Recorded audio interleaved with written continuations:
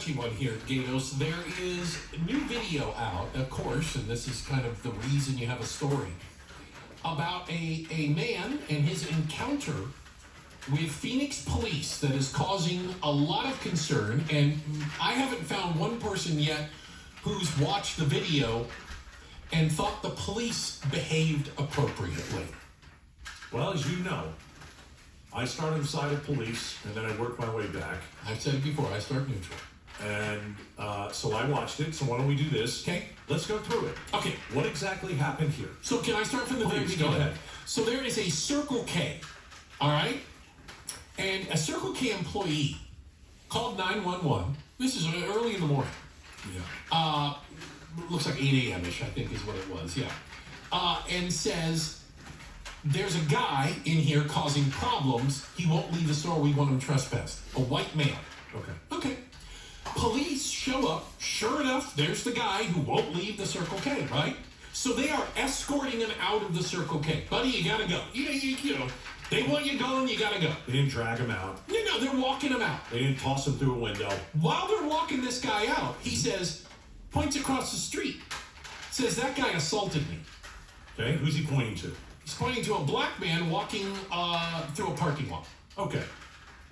Now, why would the police should probably not believe anything that guy says? Not only did they believe him, they left him, jumped in their cars, drove across the street to the black man. They didn't put him in the car? No. They didn't handcuff him before? No. Okay. As far as we can tell, they didn't even write him a formal trespassing notice. Once he said, that guy assaulted me, they let him go and went across the street. Okay, what happened next? They pull up and interact with, I'm gonna use the term interact with, Tyron McAlpin. The video, there's surveillance video and body camera video. So you can see kind of the big picture, and then you see the video from the officer, right? They pull in, two cars pull into the parking lot. They come screeching up, right? Because he was walking, this man was walking on the sidewalk and then started to walk into the parking lot. And they pulled kind of in front of him. And so they pulled in front of him, and he turned to walk around behind the vehicle. Right. The police officer gets out, the first guy gets out, and within a second and a half, immediately starts engaging, looks like he's throwing punches, trying to grab him. The other officer comes in, they tackle him, they're tasing him, and eventually put him in handcuffs. Yeah, they were tasing him because he, I think it was his right arm. They say he was resisting, of course. I'm just going to explain it. His right arm was underneath him. Right, and they wouldn't, yeah. And they wanted his right arm behind him. Yeah. And I don't know if he could have pulled his right arm from underneath him because of the weight of the officer. And here's the part. You ready for the kickers? Can we hold the kicker off for a second? Okay, I'll hold the kicker off. Is there anything else we need to explain before you say that? Because most people will lead with what you were just about to say, and I'm glad we didn't lead with what you were just about to say. I would say that is what the video shows. Okay. Eventually, Mr. McAlpin is arrested, and he is facing felony aggravated assault and resisting arrest. Okay, can I tell you what the headline now says? Ready. Right. Phoenix police beat up black man who's deaf and has cerebral palsy. Yeah. So they're yelling commands at him. He's deaf. And they didn't know that. No. They also didn't attempt to ascertain anything. They didn't know he had cerebral palsy. He also has cerebral palsy, which they say could have also affected his limbs being able to bend and move the way they wanted him to. Here's some audio, okay? We'll take a listen. Everybody stop where you're at. Okay, so that's the cop. Mm-hmm. And this was the most bizarre part of the whole thing for me. Go ahead. What he just said and how he said it. Okay, I'm going to play it again. Go ahead. This officer is still in his car, and his window is down. Yeah. I don't think he stopped the car. I think he was still almost driving. Like still rolling up. Yeah. Okay. Fast, by the way. Yeah. And saying that. He's completely calm. Everybody stop where you're at. Okay. And you're right, Bruce. It didn't take more than 2 seconds for the cop to grab this man. Yeah.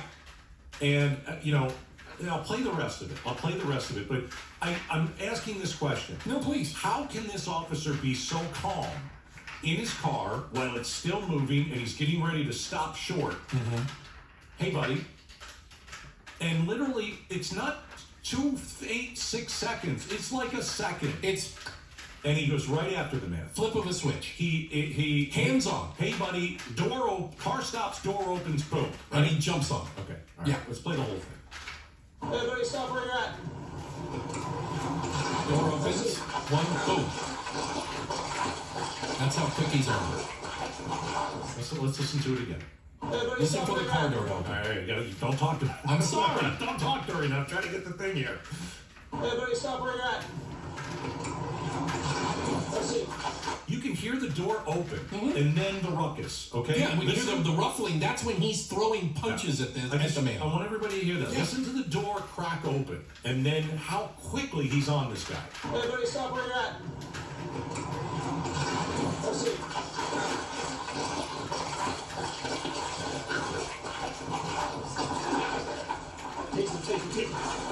Tasing. Okay. Yeah, that's when the second officer shows up. So First, even if this guy wasn't deaf and has cerebral palsy, let's take that away. He didn't have any time to even comply with a command. can I be honest? Because I always start on the side of the police. I would fire both of these police officers. Instantly. This is not the expectation I have for policing. And here's part of why. And this is what you're going to get from the police, because I believe that these are just two cops who shouldn't be cops, and the good cops out there are listening to this and they're watching this and they hate this more than anybody. So The guy's facing aggravated felony assault for getting his butt kicked by two cops. So when the cop jumped out of the car and grabbed him, I don't think that this man had